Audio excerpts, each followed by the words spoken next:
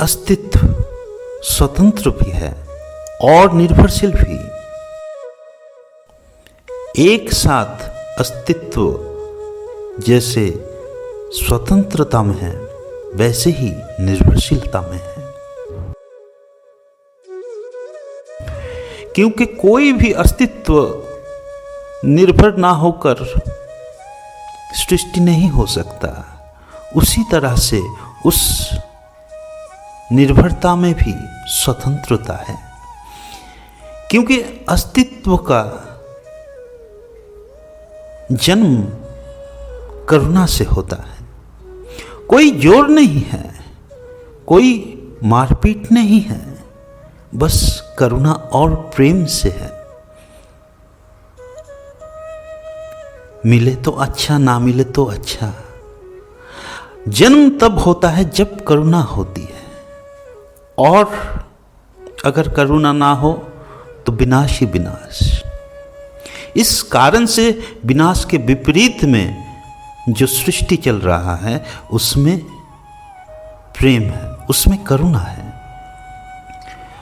वो उस स्वतंत्रता की सृष्टि एक निर्भरता से हुई है, किसी की करुणा से दूसरे का जीवन बना है, और ये पूरा सृष्टि करुणा के द्वारा चालित है।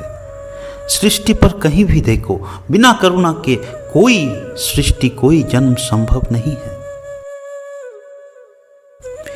एक बच्चा अगर जन्म लेता है तो बिना करुणा के वो मर जाएगा।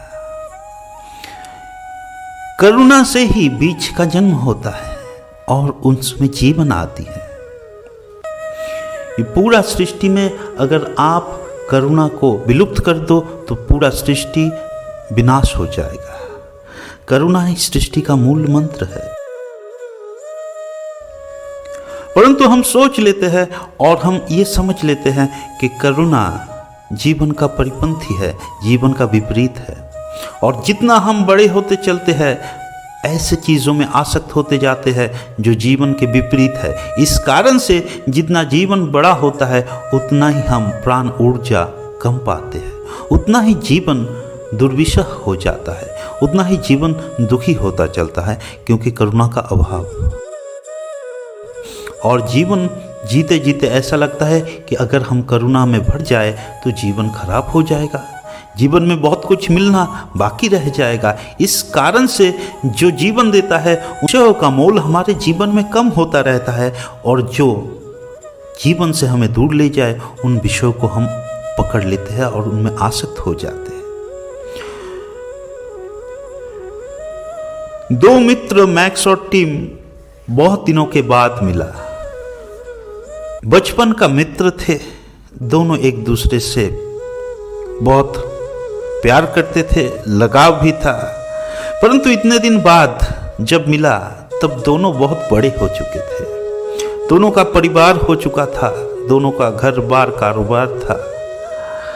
मैक्स बोलने लगा, मेरे पास एक बहुत बड़ा मकान है और उसके सामने बहुत बड़ा पुल है, और ये है वो है, ऐसा करके उसने अपना व्याख्या किया। तो तब टीम ने बोला कि मेरे घर के सामने 20-30 गाड़ियाँ, बड़े बाग, बड़ा घोड़ा गाड़ी, ये सब हमेशा खड़ा रहता है, मेरा घर और भी बड़ा है। ऐसे करते करते दोनों में बहस होने लगी कि किसके पास ज़्यादा है, कौन ज़्यादा धनी है और कौन ज़्यादा गरीब।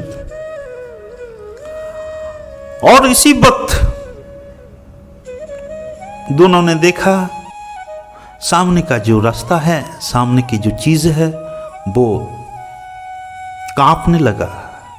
उनको समझ में आया कि भूकंप आया है, इस कारण से इतना कंपन। दोनों भागने लगे और सुविधाजनक एक जगह खोज लिया गया। मैक्स उस जगह में अपने दोस्त टीम को पकड़कर खींचा तो टीम भी सुरक्षित हो गया। दोनों सुरक्षित जगह में खड़ा हुआ, परंतु इस भागदौड़ में मैक्स का हाथ काट गया था, उससे खून निकल रहा था, तो टीम ने अपना रुमाल निकलकर उसके हाथों को मरम्मत किया। और थोड़े देर बाद जब भूकंप रुक गया तब उनमें जो सारी गलत बातचीतें हो रही थी, जो बातचीत में कोई समाधान नहीं उठ के आ रहा था, उनका समाधान उनके आंखों के सामने था। वो लोग समझ गए थे कि जीवन जिया नहीं जा सकता एक दूसरे की सहायता के बिना, एक दूसरे की करुणा के बिना। आपके पास पूरे जगत का धन भी हो, परंतु दूसरा कोई मनुष्य आपके जीवन में ना हो तो आप जिएंगे कैसे? दूसरों की करुणा से ही हम जीते हैं। अगर आप इस दुनिया में एक ही इंसान हो जाए, एक ही आदमी हो जाए और कोई मनुष्य ना रहे और कोई पशु पंछी ना रहे, तो आप जीवित नहीं रह सकते। आपके लिए फसल उगाएगा कौन? आपके वस्त्र सिलेंगे कौन? आपकी दुर्दशा के दिनों में आपसे बातें करेंगे कौन? ऐसे जीवन नहीं जिया जा सकता। आपका अस्तित्व भी दूसरे की करुणा के ऊपर निर्भरशील है। और चाहे आप कितना भी धन जोड़ ले, नाम मान सब कुछ जोड़ ले, ये सब अस्तित्व को टिकाने के लिए काम में नहीं आता। अस्तित्व तो बनता है दूसरों की प्रेम से, करुणा से और दूसरों की दया से। और हम एक दूसरे की सहयोग से ही जीवित है। और ये सहयोग जिस दिन चला जाएगा, जीवन जीना मुश्किल हो जाएगा। और जो व्यक्ति दूसरे का सहयोग से खुद को रोकते हैं, वो अपने आप को ही करुणा से रोक देते हैं।